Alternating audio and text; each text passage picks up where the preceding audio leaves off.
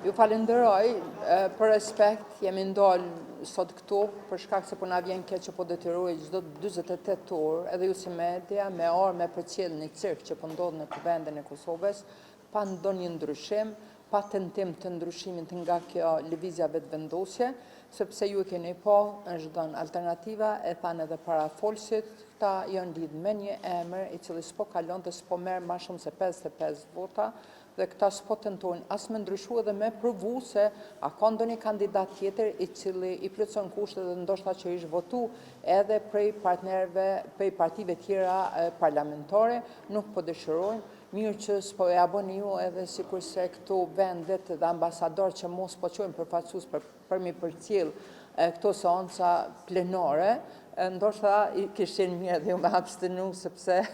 s'po prodhon kur gjuhë. Për respekt, nëse keni ndonjë pyetje, jam e gatshme të përgjigjem. Për të përqatur të për një dërgu komente, a mendoni që ka një përgjigje dhe vendosja në dërgu komente për çështjen që keni dërguar? Po, vetë gjykata kushtetuese e ka dërgu këtë material, sepse na kanë përgjigj me një shkresë, me shkrim që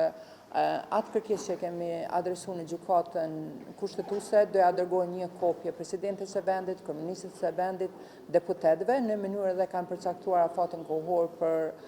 nëse dikush ka ndonjë koment, është drejt e deputetëve, është drejt e gjithë secilët që e ka marrë këtë material me dërgu ndonjë koment. Ne nuk e dim se atë do të dërgojnë komenta apo jo, do të presim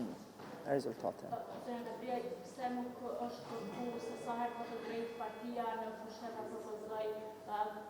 emrin e njëjtë ose kandidatin e njëjtë për kryeparlamentar, ku ka pasur disa runde votimi që është kundërshtuar, duke qenë se po kërkoni zgjidhje sa më shpejt. A pajtohem ne me këtë formë, ndoshta kishte qenë edhe sikur se një që është për formimin e qeverisë, është dashur me një akt vendim të gjykatës kushtetuese me u përcaktu koha, ndoshta periudha sa ka drejt me e konsumu këtë drejt partia e parë që u ka dhënë drejta për zgjedhjen e kryeparlamentarit, sepse në fundit është e pamundshme që mos ketë një limit. Ndoshta pikërisht për shkak të adresimit, ndoshta gjykata kushtetuese do të jep edhe ndonjë koment në këtë drejtim, sepse